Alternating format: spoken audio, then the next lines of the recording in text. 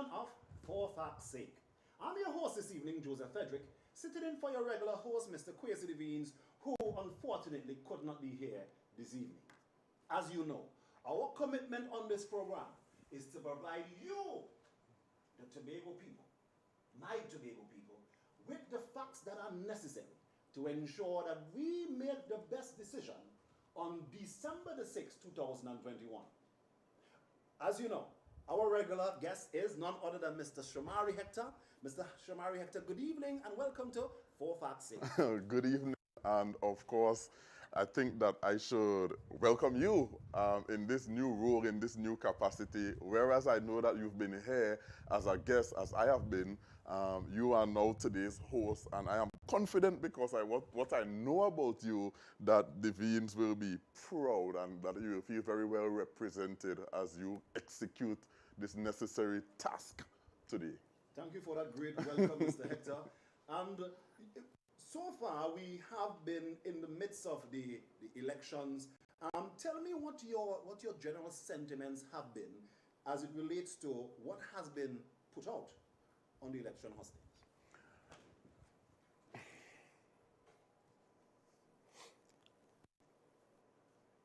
If I am to be quite honest, I would like to just share from a very deep, very intimate, very personal place about my feelings. I am of the view that the elections that are being had now represent one of the most critical, one of the most important decisions that the people of Tobago shall have had to make in their political life for a long time.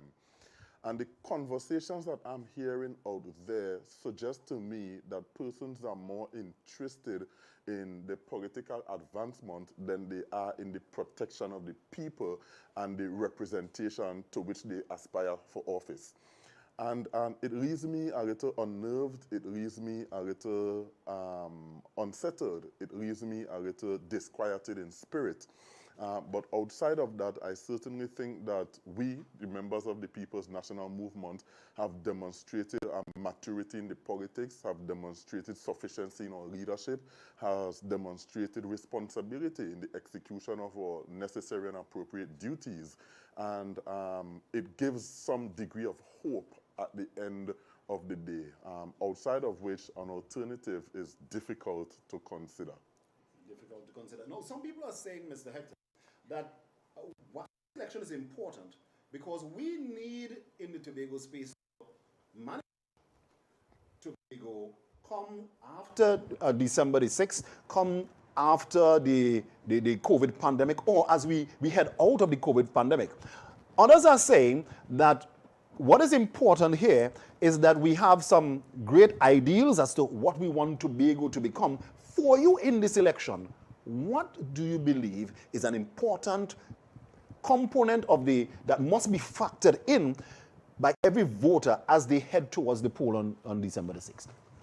If I understand your question correctly, and I hope I do, I think that the most central issue or the greatest thematic point that should be considered, understood, and pursued in this election is the whole business of that sense of community and that sense of familiarity that has defined us as a people ever since our conception.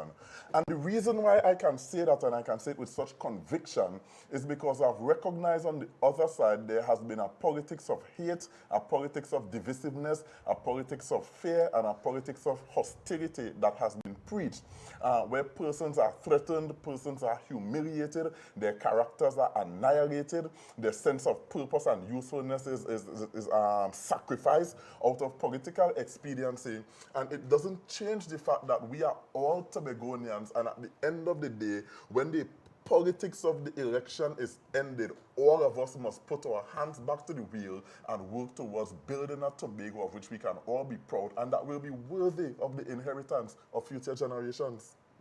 A Tobago that we can all be proud, you say, Mr. Hector. But there are some persons out there that are saying that, yes, we want to build a Tobago that we can all be proud of. And one of the reasons why we need to pivot to a new political organization or a new kind of governance in Tobago is because the PNM has done nothing. And you know, that is a view. and one of many views. But I don't know that that can be anchored in any reasonableness as it relates to truth. If we look at the strength of the arguments by those opposite, those arguments come from the educational exposure and experience that had been had on the basis of PNM policy that gave them an opportunity to develop their competencies and to be equipped with skills, the critical thinking skills, the problem-solving skills, the discriminatory abilities. What have been some of the accomplishments of the PNM administration over the last 20 years? What has been some of the... Of course, if we narrate... Monies have been coming to Tobago. Yes. And I find it surprising that some people would make the argument that the monies have not been used for any general public good.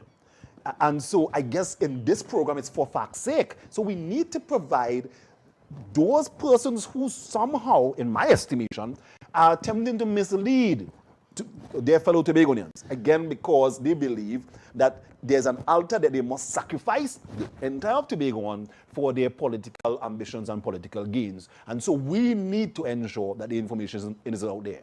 What has been some of the accomplishments? But of course, Tobago is characterized largely as a cultural community with fishing villages.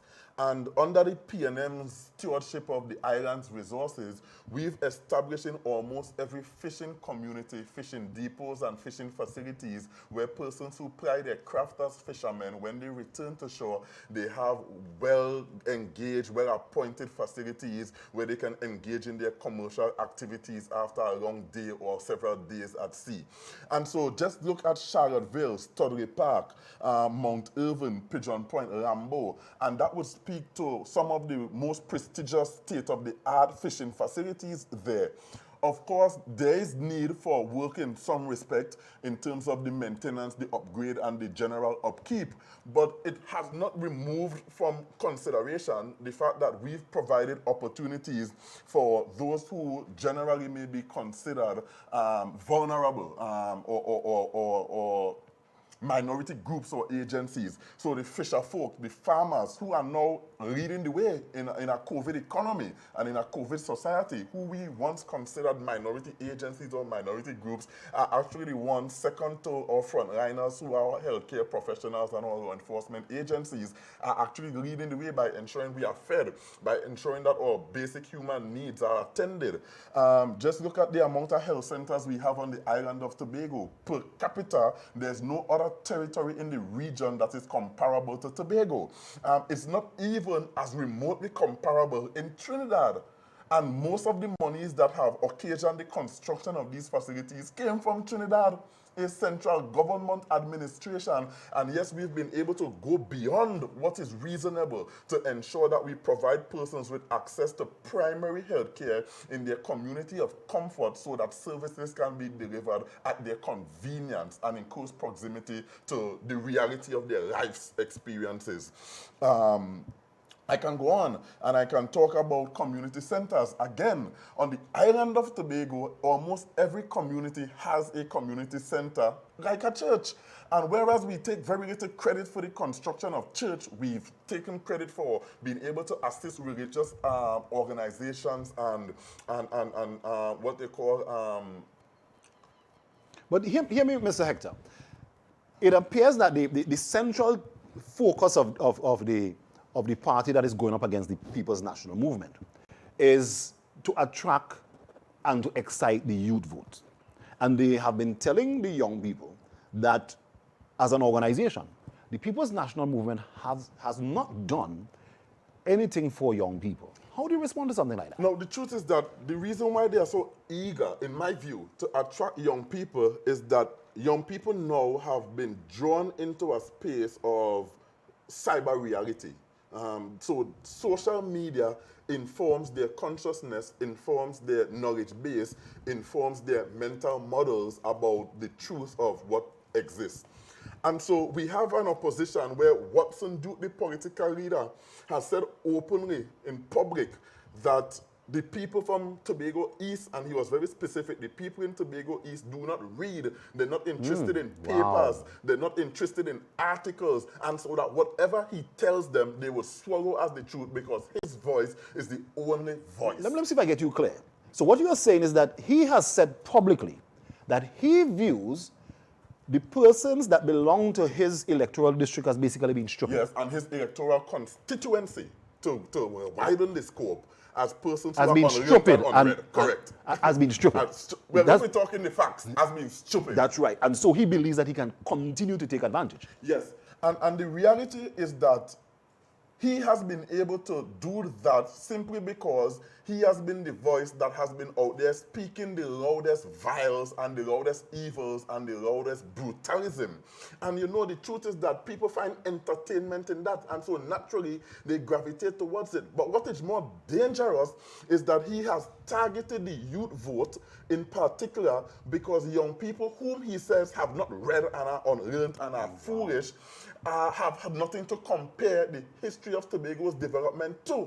And so on the basis of weaponizing ignorance to further injure them, he is now saying all kinds of things that cannot be substantiated, that cannot be represented in any research, cannot be proven in any documentary, and they are running with that because, as far as they believe, a leader in the national community has said it.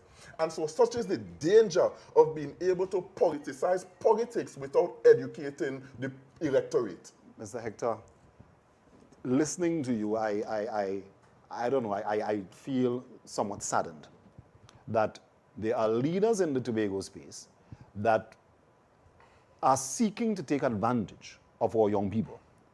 And so what I want you to do at this present time, I'm going to give you some time. I want you to talk to our young people. I want you to have our young people recognize what is at stake and what our administration has been doing for them thus far. I want you to talk to the young people. Young people, listen to Mr. Hector. If I can draw every young man and every young woman into a space of truth, into a space of reality, then I am sure that he or she will be able to appreciate that under a PNM central government administration and a PNM-led Tobago House of Assembly executive, this country has benefited from the widest and largest ranges and amounts of growth and development. Any other agency or political entity has frustrated the developmental agenda of Trinidad and Tobago. And so most young people will not know. Mr. Hector, somehow I sense that you're bringing this thing very diplomatically. No. I want you to put it out there that, listen, any other political organization seems not to understand a very key element of leadership, and that is management. Correct. But not only that, is about... Correct. Well, management, because it comes down to leadership is really about managing people, managing resources, managing expectation, and creating opportunities. Very true. And so when we talk about just the construction of the Code Novel Highway, we had a group of persons who were anti-development and anti-Tobago's progress that were saying we don't need a Code Novel Highway. The old farm road is sufficient. We could pass down by the sea that is now being eroded. We could continue to use side streets and passing the back of Patience Hill, and we could take alternative routes. Now today, the Code Novel Highway represents the artery of the island in terms of accessibility and connectivity. Now these are the same people who back then were fighting the construction of it because they do not care to see to Tobago's advancement and development. So I'm saying to young people that we have to be careful. Whereas we may not have been present in the construction of our history, we have a responsibility to participate in the development of our destiny. And so we have to be mindful that our roles and responsibilities are central to exacting on the Tobago space the opportunities that can take us into our next dimension of glory. And so we're talking about opportunities that can take us into our next dimension of Right. glory. And of course, the PDP is putting forward a particular argument. And to some degree, they have been getting some credit. And the credit is centered on the fact that they have not led anything outside of Mr. Watson Duke. So let's talk about the leadership.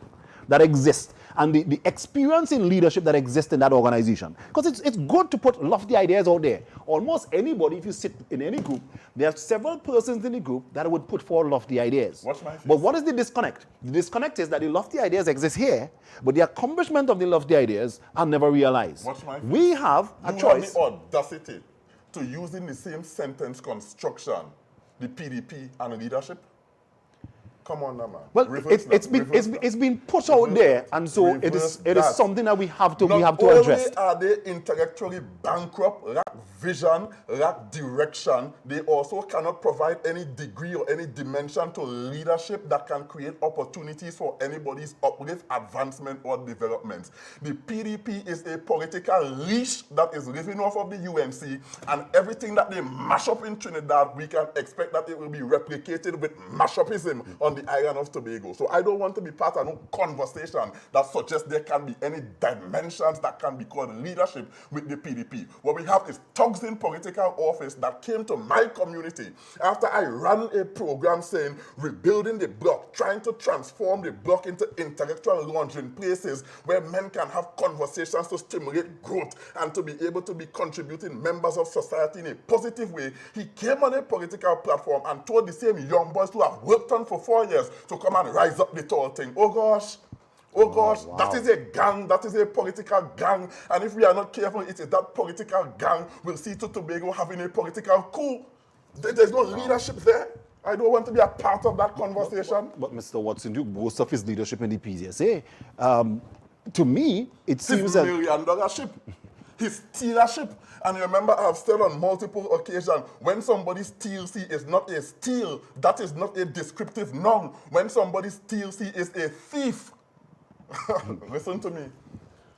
I'm not getting tied up with this thing. Oh, God. You bring up more emotions in me than cuisine. I'm sensing some passion. And this election has to be a passionate election.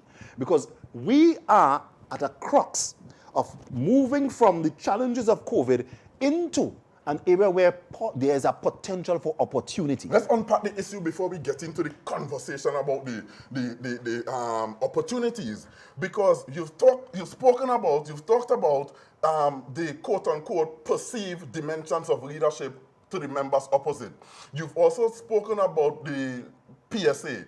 But what does the evidence suggest in respect of the PSA? That the PSA is now in a deficit of $6.3 million occasioned on the basis of financial transactions triggered by their president, Mr. Watson Duke, without accountability or the demonstration of good internal controls and financial management. We have an evidential document occasioned to us by a high court order, by a judge in the country of Trinidad and Tobago, that shows unreasonably high amounts of reimbursement given to Watson Duke. Okay, unreasonably high in terms of value and in terms of frequency. What was Watson Duke buying and with whose money so that he can be reimbursed those values of money? Oh gosh. And I saw a clip recently where he was saying that he wanted to be the Secretary for Finance. We better go for recess, because I get very, very emotional. I get hot here tonight, But before we go to the recess, I want us to explore, Mr. Hector, the possibility of a Tobago that understands what management and leadership is, and that Tobago saying resoundingly no to these lofty platitudes that are being put forward by the other group. Let's look at that Tobago. A beautiful Tobago. A brilliant Because, you see, my question is centered on this.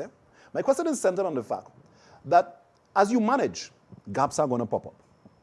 And there are some persons that may want to judge you based on the gaps that pop up and not on the many successes that you have accomplished over the years. Right. And so I was speaking to, I think, the chairman of the IDA, and his argument for the establishment of that group was that I think was about 49% of the population did not come out to vote in a particular election.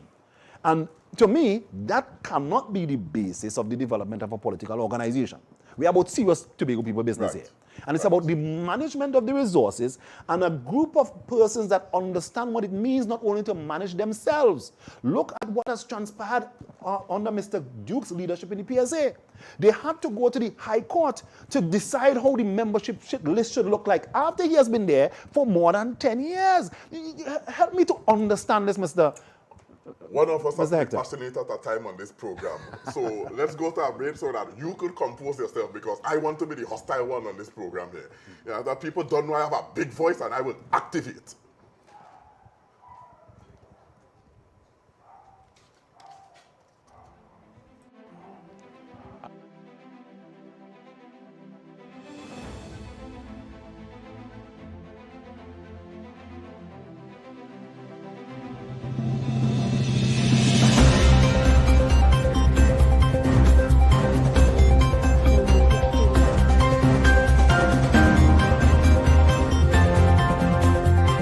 Hi, I'm Patricia Nicholson-Richards, and welcome to the headlines on the Tobago News Network. There's plenty to look forward to under the Tracy Davidson Celestine-led THE. That's the message she's sending at her various political meetings. Here's more in this story. So 3,000 jobs are very attainable over the next 4 years. And the most important thing is that we have started the planning process in collaboration with the central government.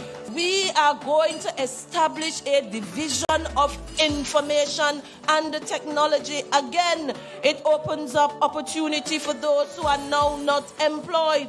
It opens up opportunities for us to move into a paperless Tobago House of Assembly. And I have said we're catering for the daily paids, we're catering for the single mothers, we're catering for those who have low income, we're catering for the military in this distribution of lots to the people of Tobago over the next 4 years, so that our single and vulnerable mothers who are under pressure can be relieved of those pressures, and so that they could utilize that extra money that will be freed up to them to pursue education, because it comes with laws, it comes with authority, it comes with the ability to do quite a lot for you, the people of Tobago. Thank you for joining us on the Tobago News Network. I'm Patricia Nicholson-Richards. Do have a good evening.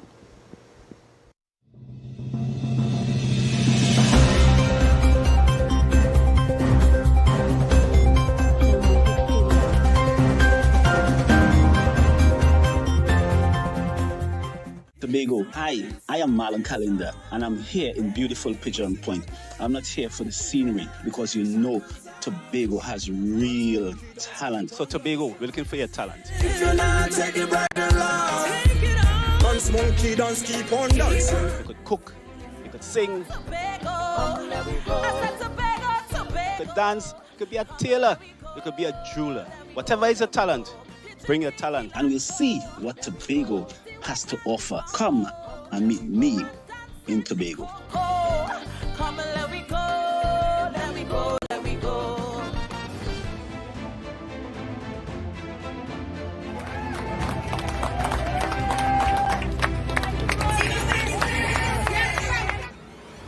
Hi, welcome back viewers, and you are tuned into For Facts Sake, where we commit ourselves to providing us, the people of Tobago, with the facts that are necessary towards us making the best decision as we seek to continue Tobago's progress and Tobago's development.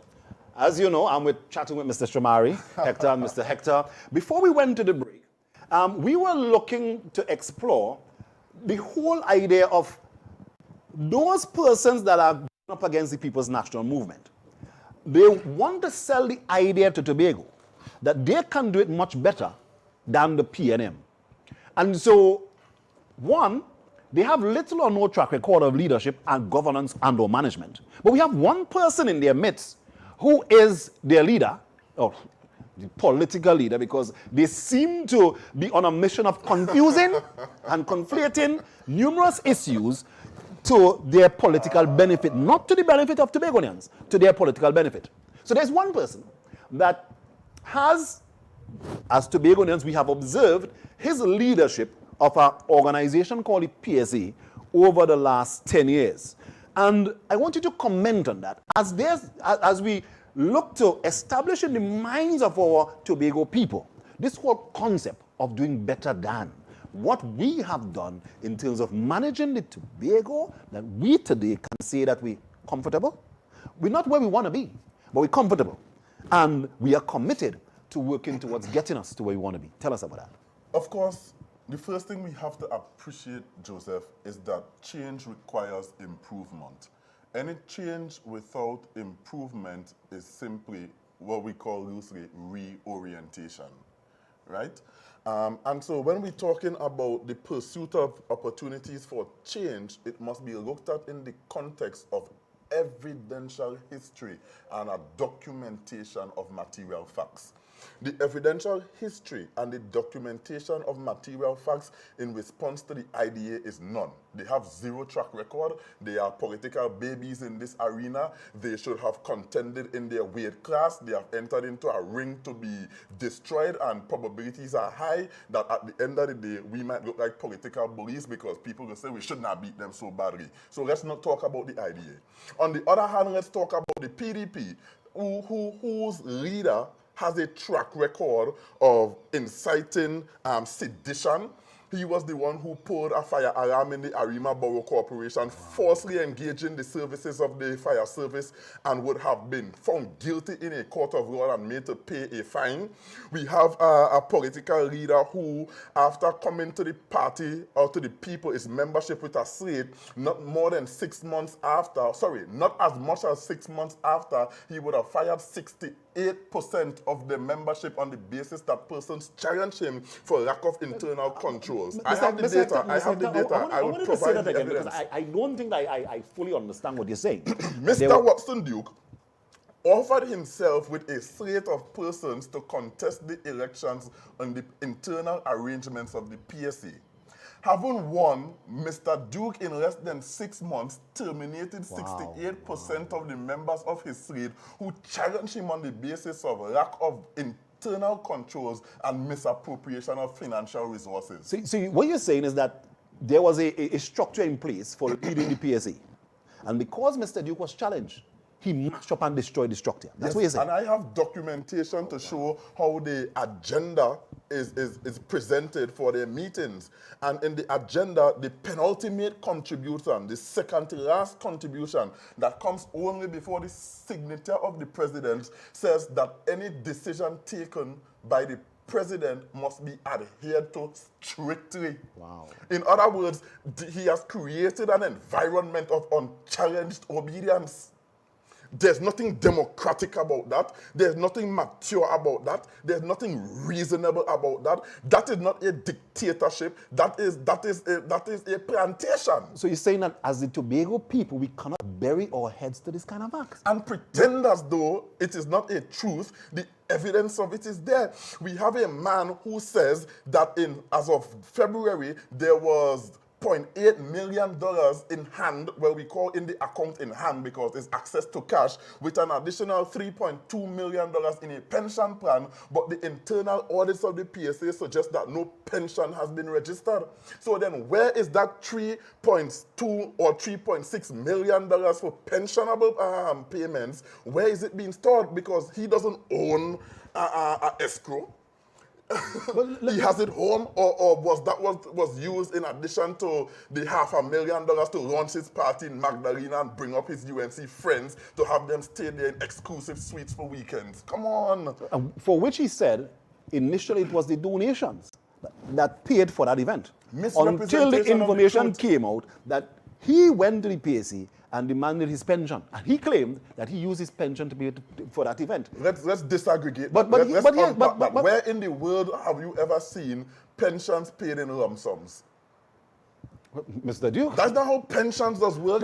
Nobody don't get, oh gosh, unless you have been some kind of underworld, undercover, not sure if he is Batman, Superman, or Ninja Turtle kind of hero and kind of leader in some alternate reality. Nobody gets a $500,000 lump sum as a pensionable benefit. But that's Mr. Duke. But according to their plan, their chief secretary in waiting, and I am praying God that their reality is never accomplished. Chief Secretary Chupidness, Watson said that. He said we don't want no Chief Secretary Chupidness. So if we're calling him Chief Secretary in waiting, if we're calling him Chief Secretary hopeful, we have to call him Chief Secretary Chupidness. I agree. Right. But there are some people in the Tobago space that believes that despite all the ills and negativity surrounding Mr. Duke, that they are looking to that day that Mr. Augustine would rise to the occasion and become the Chief Secretary of Tobago. But the first question is, based on what has transpired in the past, and when we came back from the break, we saw a lovely video of one of our candidates, Ms. Franca Quartana. And I want to wish her all the best as she works towards ensuring that representation and proper representation is brought to the people of that electoral district. Yes. And we saw a video. And that video carried me back in time to some statements made by the political leader of that organization, as he demeaned some women because of their alignment, because they disagreed with him. You did say, and rightly so, that persons who disagreed with him in the PSA were dismissed. Yes. Forthwith. Yes. 2 young ladies in Tobago disagreed with him, and he had some statements to make about them. As the person that Tobagonians If we're talking the facts, let's call it, man. He called them stink and dirty and worthless and no good. And he referred to one of them as a dirty rat or some kind of creature or something of the sort. Oh gosh. But people are overlooking that. And they're looking to some, I don't know, some idea that Mr. Augustine is going to become the Chief Secretary. The question is, based on what has transpired then, do you see an administration, a workable administration, with Farley being Chief Secretary and a Duke that can be controlled by somebody who is not the political leader of the organization, but claims, I don't know what you call it, Farley cannot I don't know what you call control, it. sanction, or even speak on behalf of Mr. Duke. And I think he said that, and I said the only person who speak for him is himself and his attorneys. So he told Farley by definition to shut up and hold your opinion to yourself. And if Farley couldn't, even after having a strong conviction about the unsuitability of the language used to describe his sisters, his neighbors, his friends in Tobago, if he couldn't challenge that on the basis of having a moral position in the matter, how can we expect anything other when Farley himself has refused to acknowledge that there's an internal audit in the PSA that has attracted the attention of the fraud squad on the basis of Watson Duke's behavior and leadership and the financial mismanagement and the lack of organizational controls there. In fact, Farley has even said, if any wrongdoing were to be done, let that attract the attention of the police. It's sung as though Farley trying to hang out the leader to try, because if Watson is in prison, then there would be nobody to not make him Chief Secretary Chupidness. But it does go to the core of some people's argument that Mr. Augustine is morally superior. If he's going to condone that kind of behavior in a party that he says that he's going to lead, to me, it goes to the core of his definition of morality. I am of the view, sorry, language is a funny thing, you know, and let me look forcefully, directly, fiercely into the eyes of the electorate. Whereas I said I am of the view, that represents an error in my selection of language and in the command of my English. I was of the view that Farley was morally superior. I held strongly to that view when he demonstrated the fact that a divorce from his political agency was best for the preservation of his sense of decency and integrity. But that went down the drain when he came back a different person, not holding himself accountable to values and standards that were definitive of who he is as an individual, but instead is turning a blind eye and the other cheek on the basis of blind ambition with an arrogant aspiration that said that somebody will make him a Chief Secretary stupidness somewhere.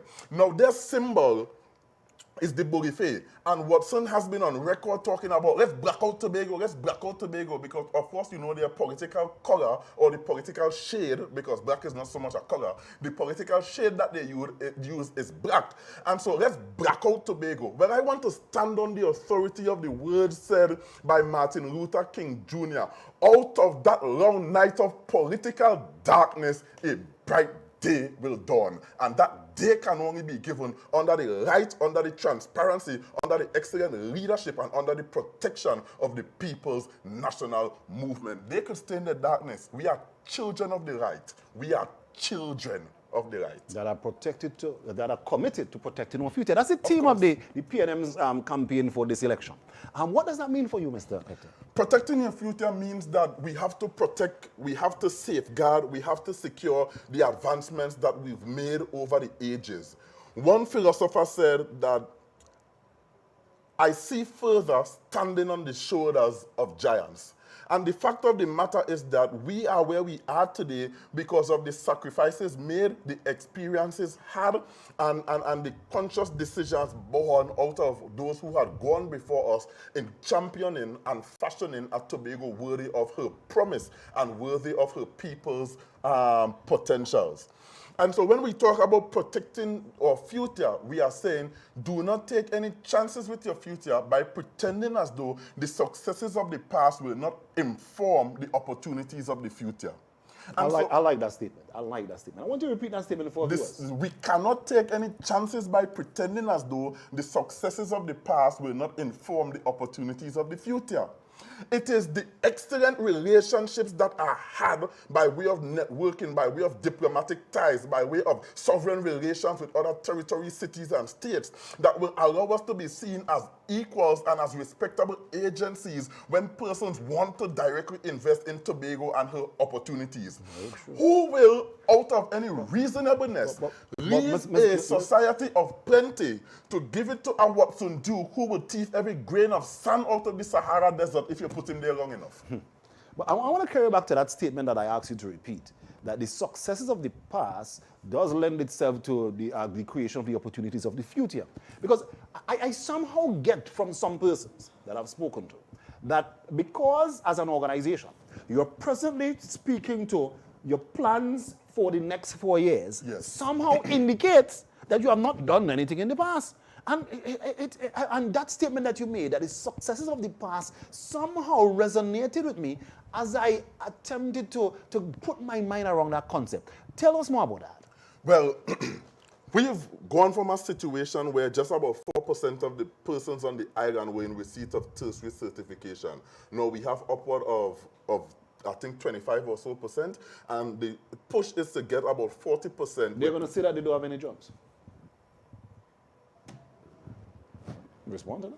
Then that's unreasonable to imagine, because remember, they were the ones who said that the THA is overstaffed and overpopulated. So let's assume that the only opportunity is THA employment. If we have too much people in the system, how did too much people who in the system could say that there's no jobs? So you see the weakness and the foolishness of the argument.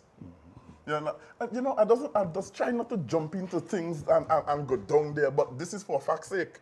For fact's sake. This is for fact's sake, and we have to engage the conversation. So we have a body of people who are educated, not only in secretarial and managerial position, but in very specialist position where specialization is required for certain technical engagement. We have a body of persons who would have acquired agricultural lands on lease arrangements and contractual arrangements that would have also benefited from a THA, who helped them to cultivate the land and provide seed funding for them to operationalize their projects. We have a THA that would have created opportunities for small and micro development agencies to build their business and to boost their upsells and their products. We have a Tobago House of Assembly that would have created a cove to allow for mass production of things that can get to the shelves that are worthy and ready for exportation, helping us create a robust foreign reserve on the island. We have a Tobago House of Assembly under the People's National Movement who maintain levels of employment in the midst midst of an economic downturn and throughout a global pandemic when economies of larger nations have been recessed. I want you to say that crippled, again. I want you to make that point again. We have a Tobago House of Assembly who has maintained levels of employment in the Tobago House of Assembly. You're getting licks for it. You're getting licks for ensuring that there was a social system in place to take care of persons when the private sector that we speak a lot of was unable to do it. There was an international, a worldwide downturn in the economy. And so private sector organizations were suffering the impact of that. And so the administration, your caring administration, decided to. Watson Duke understands that there's no political relevancy of the UNC in Trinidad. And so what Watson Duke is attempting to create is an independent nation in Tobago called the UNCT, the United National Congress of Tobago. That is the only way his UNC principals and his UNC financiers can have any reasonableness in terms of access to the state's coffers or to our treasury. And so he wants to migrate a whole political entity from Trinidad to Tobago, but the disguise and the rules is to pretend as though he's in charge and all kind of thing. I'm not getting catch with that. I do not want the people of Tobago to be caught with that. He wants to send you home. The evidence of that is insane. Anybody who ever wore a red jersey will receive no mercy. The evidence of that is that he said that he will give you an ex gratia payment. An ex gratia payment is the monies they give you when they terminate your contractual arrangement. I want you to understand that. But who is saying that? Because it's a bit confusing for me. Forgive me for saying. Watson Duke has said it. Farley has echoed it. Their political economist and now advisor Varnus James have said it. But all of them have been using very politically sensitive language, coding it with different things. So one said, this is Farley, we oversubscribe in the THA, the levels of employment too high. And next one said, we're giving you ex gratia. And then Varnus James said, 45% of the labor force is engaged by THA. We need to bring that down to 13%. Oh gosh, it's the same thing. We're sending you home. Wow. It's the same thing. Really unfortunate that there are Tobagonians that seemingly are going to be caught in this nonsense. And I want you to know... Such is the importance of this program because we are educating Tobagonians. I want you now to speak to... Oh, we're going for a break? At this time, viewers, we're going for a break. We shall be right back. I'm chatting with none other than Mr. Shamari Hector.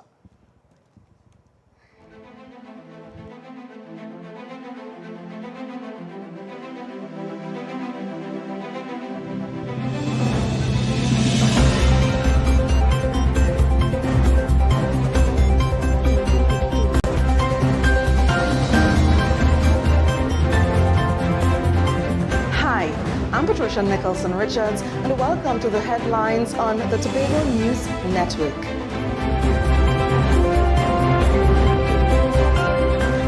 In his maiden speech as candidate for Bethesda Lekoto for the People's National Movement, Brian Thomas revealed his plans to utilize the district's unique advantages to create an ecotourism hub. More in this story. People's National Movement candidate for Bethesda Lekoto, Mr. Brian Thomas, is set to position the electoral district as an ecotourism hub.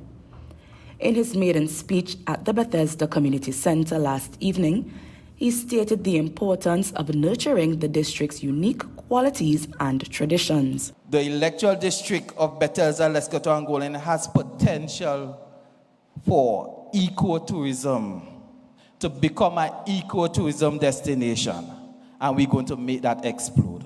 Thomas also envisions the linking of all the villages via the various thoroughfares in existence, as well as further infrastructural development to create an economical tourism product.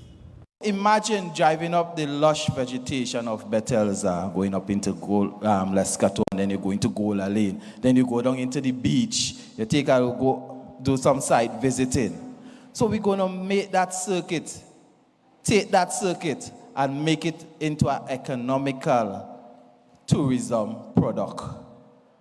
This plan is just one aspect of how he intends to transform the lives and livelihoods of residents in his thrust to creating self-sustainability for the district. He highlighted 3 pillars of focus, which include infrastructural development, social intervention, and economical sustainability. Thank you for joining us on the Tobago News Network. I'm Patricia Nicholson Richards. Do have a good evening.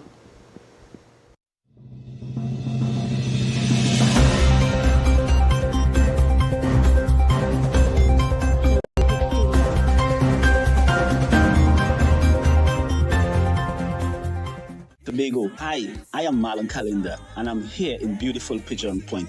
I'm not here for the scenery because you know Tobago has real talent. So Tobago, we're looking for your talent. If you're not, take it right along. Dance monkey, dance, keep on dancing. You could cook, you could sing, you could dance, you could be a tailor, you could be a jeweler. Whatever is your talent, bring your talent. And we'll see what Tobago has to offer. Come and meet me in Tobago. Come and let we go, let we go, let we go.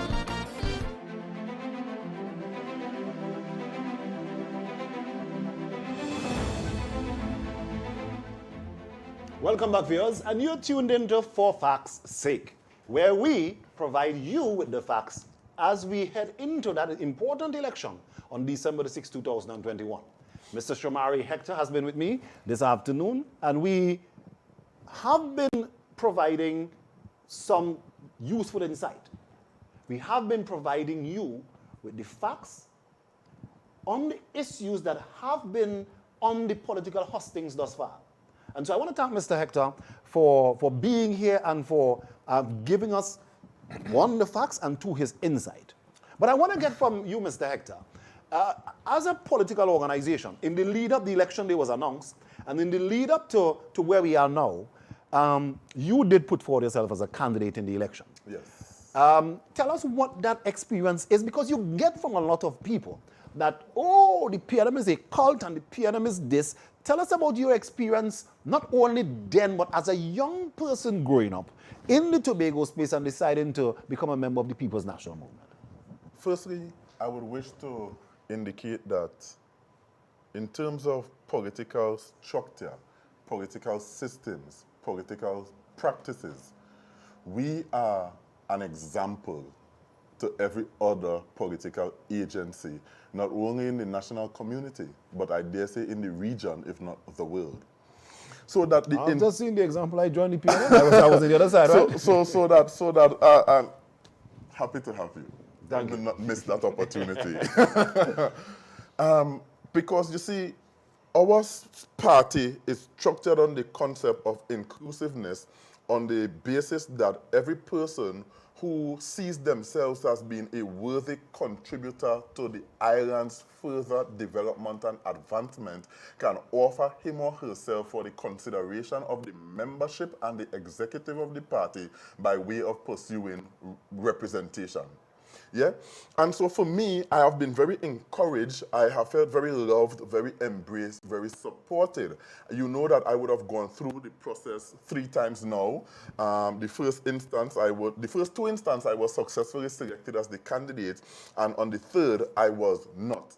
And of course, there's a level of humanity that one must admit, that one must confess. Disappointing though it were, and I kid you not, it was disappointing, the fact of the matter is that I took comfort in knowing that the party observed its own internal principles and structures, followed to the letter the internal procedures, and selected an individual in whom I take very great pride.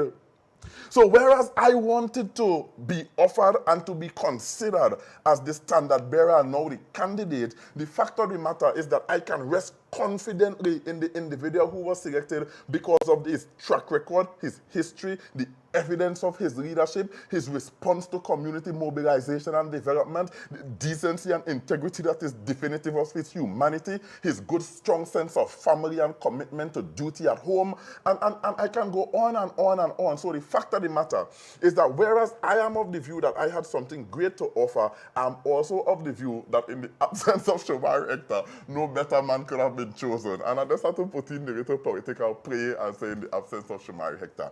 But the fact it comes down to this. Our internal politics serves as an example for good organizational structure and organizational leadership. Not just to political agencies, but to managemental agencies in all human society. We have a What does it mean to be PNM? To be PNM means to be an ambassador of the good of Trinidad and Tobago. To be a PNM means to subscribe to the principles of universal brotherhood. To be a PNM means to be inclusive and all embracive. To be a PNM means to stand for integrity. To be a PNM means to have a decent sense and appreciation for morality. To be a PNM means to appreciate the spiritual dimensions and practices of persons who may not share your view. To be a PNM means that we work hand in hand in pursuit of further developmental opportunities for the benefit of all. That is what it is to be a PNM. Some people believe that being a PNM means that there is going to be an absence of mistakes or absence of missteps. And commendation to your team for persons arriving at that conclusion. However, tell us about that. Listen.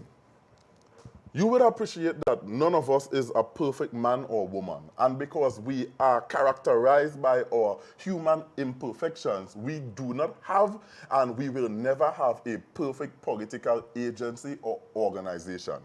If you look at our history, it has not been replete with unchallenged success, or nor has it been definitive of lack of error. We would have erred, we would have fallen short. In fact, if I am to be very honest, I can appeal to the electorate seeking not only your support in respect of the upcoming Tobago House of Assembly elections, but your forgiveness. The fact that we move from a situation of 12-12 and then come down to 10-2, and now we are at a place of 6-6, means that the electorate are suggesting that there was something that represents a fundamental flaw in our organizational structure or in our leadership apparatus. I want to say that there were gaps. They don't feel that way because they voted differently. And I'm saying to the electorate, brothers and sisters, we have heard you. We understand that we've made mistakes along the way. We understand that there were shortcomings, that there were misdoings, misgivings, that there were misdeeds. We've tried to err along the path of caution, but we have fallen short. We are seeking your forgiveness. We are seeking your partnership because we can do it together. These missteps don't change a particular fact. That the best political organization to lead Tobago from December the 7th is the People's National Movement. And that is what I'm saying. But I'm saying to undo the injury of a 6-6 tie, the 6-6 deadlock, the 6-6 stalemate, is to appeal to the reasonable consciousness of the electorate by saying, listen, we understand that you made a very powerful statement. We have heard you. That statement was demonstrated in the withholding of your vote and the lack of your support. We have heard you. We are committed to do better by you. We are going to work more closely with you. Not only are we asking for your forgiveness, we want a more intimate relation that defines your partnership so that we can transform this island together. Look at our history. Look at our track record. Look at the successes of our past and make it comparable to the opportunities of our future, and recognize that the People's National Movement is the only trustworthy and reliable agency to give you a destiny worthy of your potential. As we seek to craft that destiny worthy of the Tobago's potential, our Tobago people's potential, I want us to go back to our discussion on the private sector, because I know a lot of young persons are transitioning away from. We came from a history where a lot of persons were looking to get a government job. Right. And when I speak to many young persons as a teacher, I get a sense of entrepreneurial spirit booming and beaming within them. And so I want you to discuss with us and to tell our young people of some of the opportunities, some of the policies that have been put in place to ensure that their entrepreneurial spirit and their entrepreneurial dream can be realized. I can't remember who said it, but one man said, if you only have one stream of income, you are $1 away from poverty. True. And I say that in order to help persons appreciate that there was a time when the highest levels of engagement and the greatest opportunities to be had was held by those who subscribe to the view that government work, particularly at THA work, was the be-all and the end-all of professional engagement. In fact, if we are to be very honest, in persons in our age group, in our age categories, would have had that been ministered to us by our parents. They tell, go to school, get your 5 subjects as minimum, and try to get in the THA, work hard, grow, move through the ranks, and you enjoy a reasonable retirement. They were not educating us. But before you go on there, would you say that the way that we were socialized may be partly be the reason why we have not in the past been pushing in a strong way to become entrepreneurs. Yes, because my because parents told me that farming makes a lot of money. My father was a farmer, but my mother and father will always go and get the education. If you ain't get the education, I'll give you a fork and a hoe. But giving me a fork and a hoe may have empowered me much more than I am empowered now. So therein lies the problem, in that the history of our educational landscape as a Tobagonian society suggests that the preferential career paths for children would have been to be an attorney, a doctor, a nurse, a teacher, a pastor. But the reality is even that... a clerk in office. Correct.